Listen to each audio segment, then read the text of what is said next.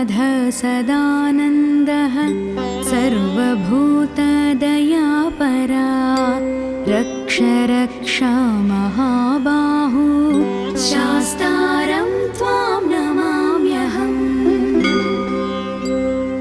लोकवीर्यं महापूज्यं सर्वरक्षाकरं विभुं पार्वती हृदयानन्दं शास्तारं प्रणमाम्यहम्।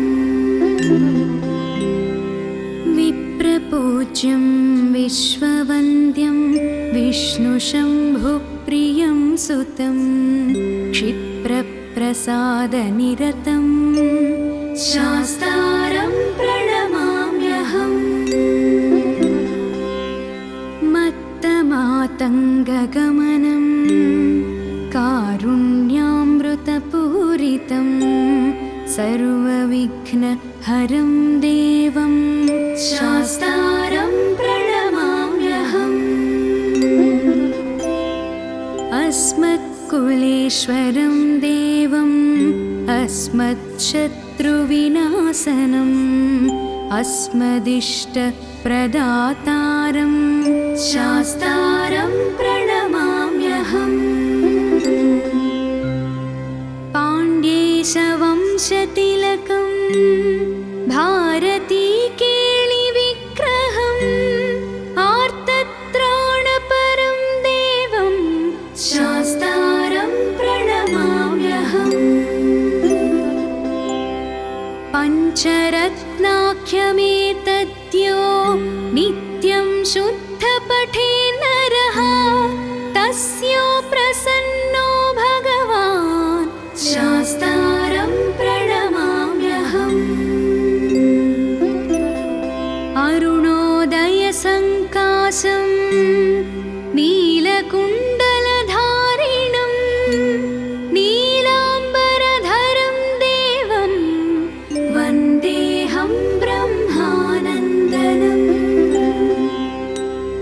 चापबाणं वामहस्ते रौप्यवेतनरज्ञदक्षिणे विलसत्कुण्डलं धरं वन्देऽहं विष्णुनन्दनम्। व्याघ्रारूढं रक्तनेत्रं स्वर्णमालाविभूषणं वीराट्टधरं देवं वन्देऽहं हरिनन्दनम्। किङ्किणिदण्ड्याणसद्भूषं पूर्णचन्द्रनिभाननं किरातरूपशास्तारं वन्देऽहं पाण्ड्यनन्दनम्। भूतभेतालसंसेव्यं काञ्चनाद्रिनिभाननं मणिकण्ठमिति ख्याता वन्देऽहं शक्तिनन्दनम्। यस्य धन्वन्तरी माता पिता रुद्रोऽभिषक्नमः शास्तारं त्वामहं वन्दे महावैद्यं दयानिधिं। शास्तारं त्वामहं वन्दे महावैद्यं दयानिधिं महावैद्यं दयानिधिम्।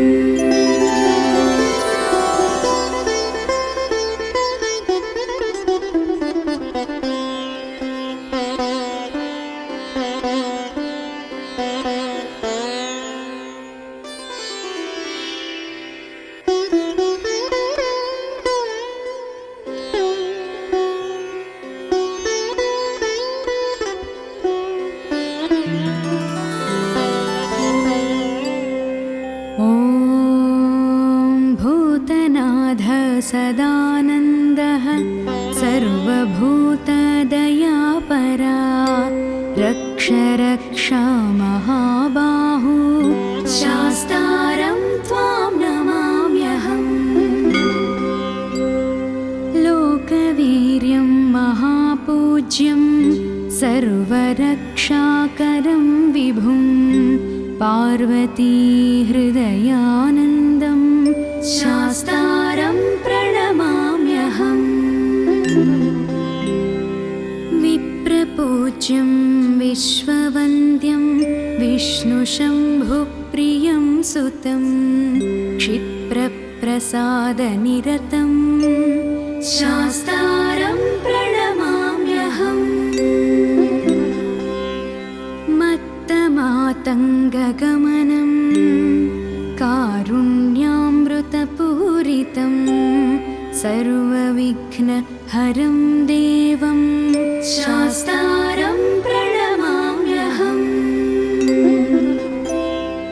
अस्मत्कुलेश्वरं देवम् अस्मच्छत्रुविनाशनम् अस्मदिष्टप्रदातारं शास्तारं प्रणमाम्यहम् पाण्ड्येशवंशतिलकं भारतीकेलिविग्रहम् आर्तत्राणपरं देवं शास्तारं प्रणमाम्यहम् पञ्चरत्नाख्यमेतद्यो नित्यं शुद्धपठे नरः तस्य प्रसन्नो भगवान् शास्तारं प्रणमाम्यहम्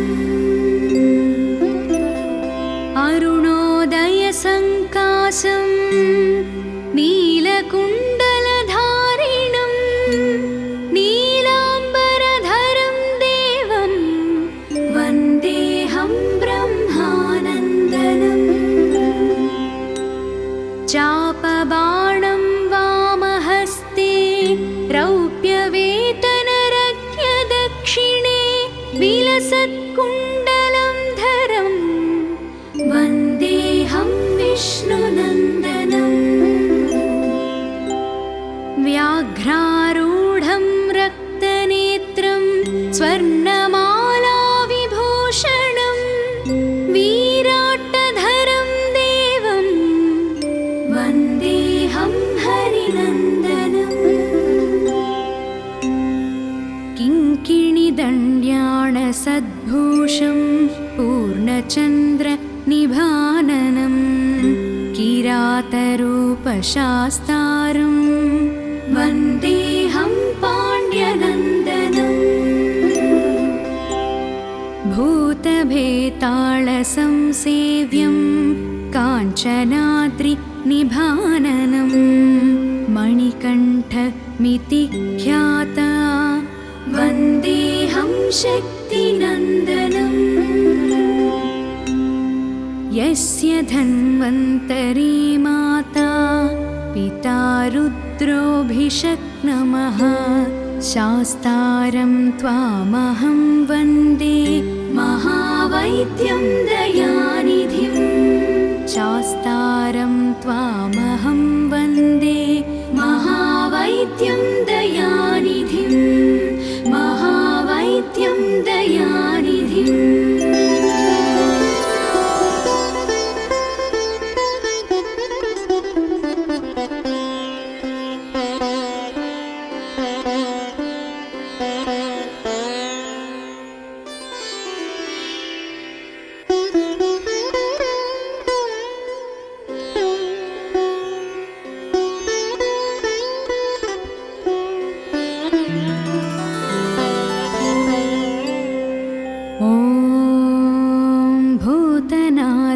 सदानन्दः सर्वभूतदयापरा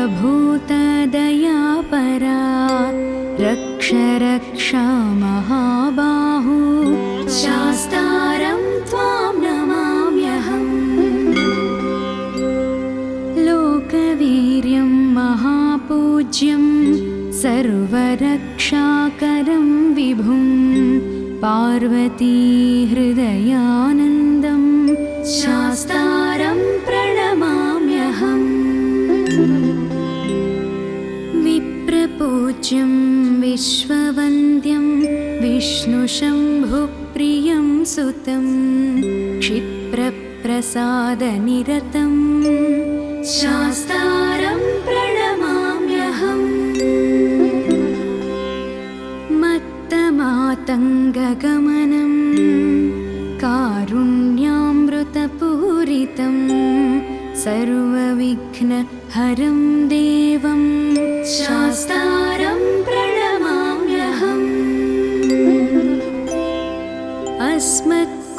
कुलेश्वरं देवम् अस्मच्छत्रुविनाशनम् अस्मदिष्टप्रदातारं शास्तारं प्रणमाम्यहम्। पाण्ड्येशवंशतिलकं भारतीकेळिविग्रहम् आर्तत्राणपरं देवं शास्तारं प्रणमाम्यहम्। पञ्चरत्नाख्यमेतद्यो नित्यं शुद्धपठे नरः तस्यो प्रसन्नो भगवान् शास्तारं प्रणमाम्यहम्। अरुणोदयसङ्काशं नीलकुण्डलधारिणं नीलाम्बरधरं देवं वन्देऽहं ब्रह्मानन्दनम्। चापबाणं वामहस्ते रौप्यवेतनरज्ञदक्षिणे विलसत्कुण्डलं धरं वन्देऽहं विष्णुनन्दनम्। व्याघ्रारूढं रक्तनेत्रं स्वर्णमालाविभूषणं वीराट्टधरं देवं वन्देऽहं हरिनन्दनम्। किङ्किणिदण्ड्याणसद्भूषं पूर्णचन्द्रनिभाननं किरातरूपशास्तारं वन्देऽहं पाण्ड्यनन्दनम्। भूतभेतालसंसेव्यं काञ्चनाद्रिनिभाननं मणिकण्ठमिति ख्याता वन्देऽहं शक्तिनन्दनम्। यस्य धन्वन्तरी माता पिता रुद्रोऽभिषक्नमः शास्तारं त्वामहं वन्दे महावैद्यं दयानिधिं। शास्तारं त्वामहं वन्दे महावैद्यं दयानिधिं महावैद्यं दयानिधिम्।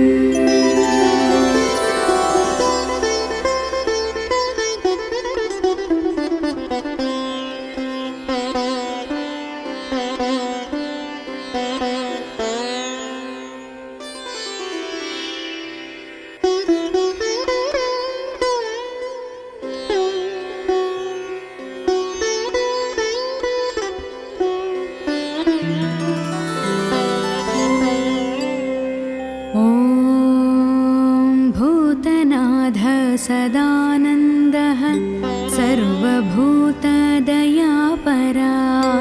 रक्ष रक्षा महाबाहु शास्तारं त्वां नमाम्यहम्। लोकवीर्यं महापूज्यं सर्वरक्षाकरं विभुं पार्वती हृदयानन्दं शास्तारं प्रणमाम्यहम्। विप्रपूज्यं विश्ववन्द्यं विष्णुशम्भुप्रियं सुतं क्षिप्रप्रसादनिरतं शास्तारं प्रणमाम्यहम्। मत्तमातङ्गगमनं कारुण्यामृतपूरितं सर्वविघ्नहरं देवं शास्तारं प्रणमाम्यहम्। अस्मत्कुलेश्वरं देवम् अस्मच्छत्रुविनाशनम् अस्मदिष्टप्रदातारं शास्तारं प्रणमाम्यहम्। पाण्ड्येशवंशतिलकं भारतीकेळिविग्रहम् आर्तत्राणपरं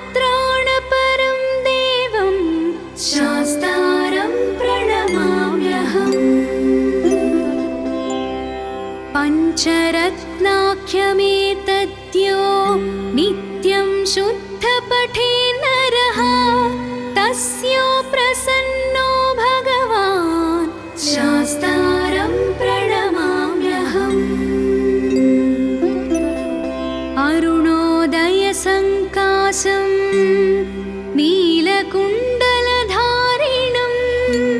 नीलाम्बरधरं देवं वन्देऽहं ब्रह्मानन्दनम्। चापबाणं वामहस्ते रौप्यवेतनरज्ञदक्षिणे विलसत्कुण्डलं धरं वन्देऽहं विष्णुनन्दनम्। व्याघ्रारूढं रक्तनेत्रं स्वर्णमालाविभूषणं वीराट्टधरं देवं वन्देऽहं हरिनन्दनम्। किङ्किणिदण्ड्याणसद्भूषं पूर्णचन्द्रनिभाननं किरातरूपशास्तारं वन्देऽहं पाण्ड्यनन्दनम्। भूतभेतालसंसेव्यं काञ्चनाद्रिनिभाननं मणिकण्ठमिति ख्याता वन्देऽहं शक्तिनन्दनम्। यस्य धन्वन्तरी माता पिता रुद्रोऽभिषक्नमः शास्तारं त्वामहं वन्दे महावैद्यं दयानिधिं। शास्तारं त्वामहं वन्दे महावैद्यं दयानिधिं महावैद्यं दयानिधिम्।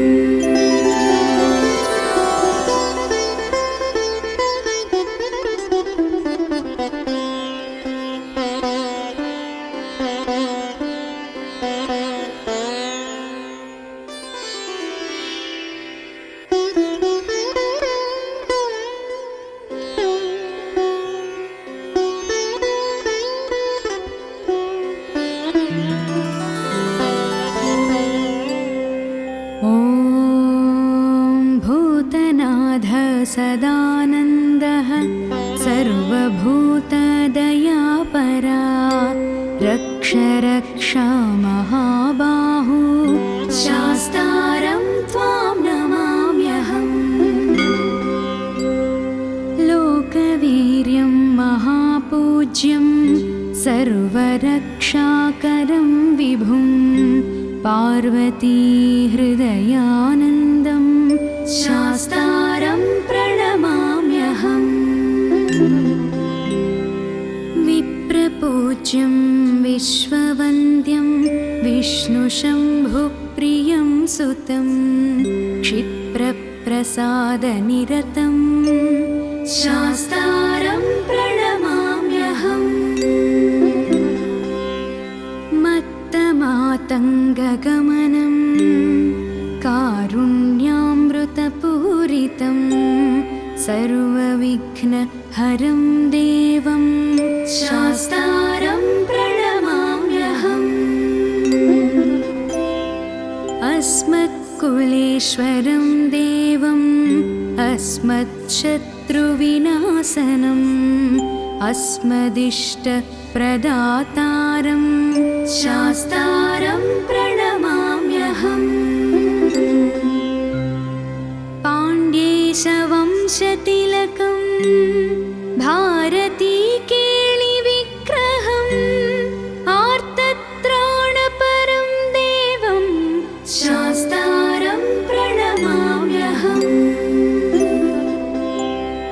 पञ्चरत्नाख्यमेतद्यो नित्यं शुद्धपठे नरः तस्यो प्रसन्नो भगवान् शास्तारं प्रणमाम्यहम्। अरुणोदयसङ्काशं नीलकुण्डलधारिणं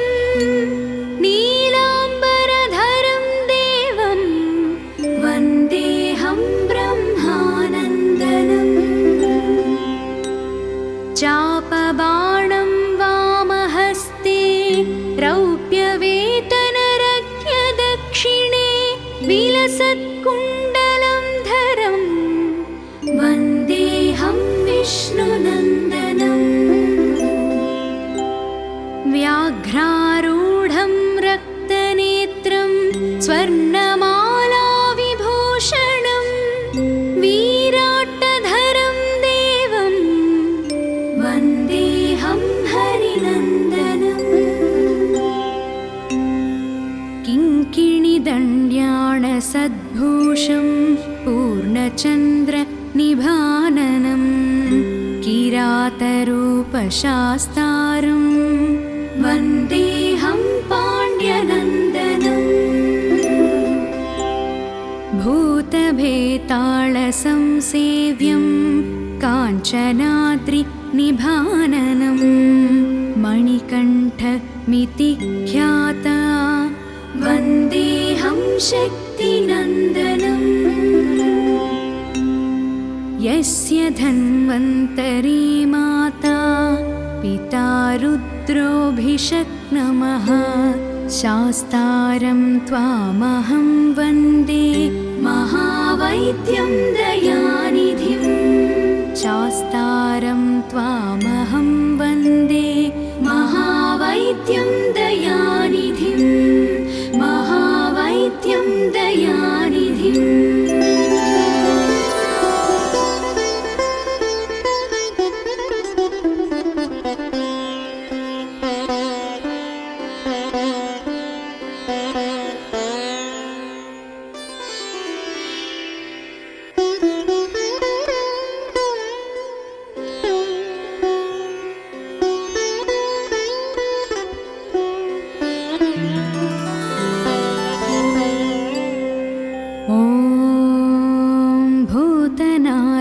सदानन्दः सर्वभूतदयापरा रक्ष रक्षा महाबाहु शास्तारं त्वां नमाम्यहम् लोकवीर्यं महापूज्यं सर्वरक्षाकरं विभुं पार्वती हृदयानन्दं शास्तारं प्रणमाम्यहम् विप्रपूज्यं विश्ववन्द्यं विष्णुशम्भुप्रियं सुतं क्षिप्रप्रसादनिरतं शास्तारं प्रणमाम्यहम् मत्तमातङ्गगमनं कारुण्यामृतपूरितं सर्वविघ्नहरं देवं शास्तारं प्रणमाम्यहम् अस्मत्कुलेश्वरं देवम् अस्मत्शत्रुविनाशनम् अस्मदिष्टप्रदातारं शास्तारं प्रणमाम्यहम् पाण्ड्येशवंशतिलकं भारतीकेलिविग्रहम् आर्तत्राणपरं देवं शास्तारं प्रणमाम्यहम् पञ्चरत्नाख्यमेतद्यो नित्यं शुद्धपठे नरः तस्य प्रसन्नो भगवान् शास्तारं प्रणमाम्यहम् अरुणोदयसङ्काशं नीलकुण्डलधारिणं नीलाम्बरधरं देवं वन्देऽहं ब्रह्मानन्दनम् चापबाणं वामहस्ते रौप्यवेतनरज्ञदक्षिणे विलसत्कुण्डलं धरं वन्देऽहं विष्णुनन्दनम् व्याघ्रारूढं रक्तनेत्रं स्वर्णमालाविभूषणं वीराट्टधरं देवं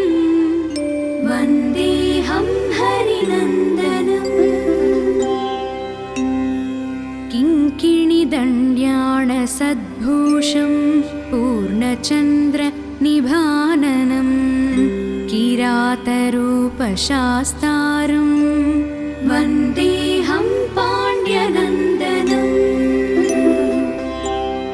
भूतभेतालसंसेव्यं काञ्चनाद्रिनिभाननं मणिकण्ठमिति ख्याता वन्देऽहं शक्तिनन्दनम् यस्य धन्वन्तरी माता पिता रुद्रोऽभिषक्नमः शास्तारं त्वामहं वन्दे महावैद्यं दयानिधिं शास्तारं त्वामहं वन्दे महावैद्यं दयानिधिं महावैद्यं दयानिधिम्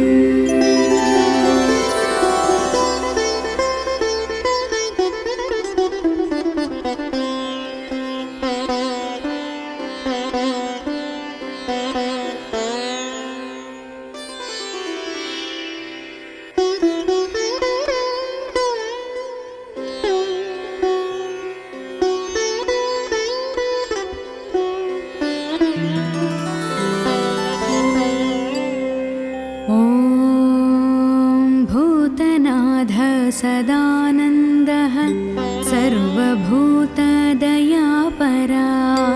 रक्ष रक्षा महाबाहु शास्तारं त्वां नमाम्यहम्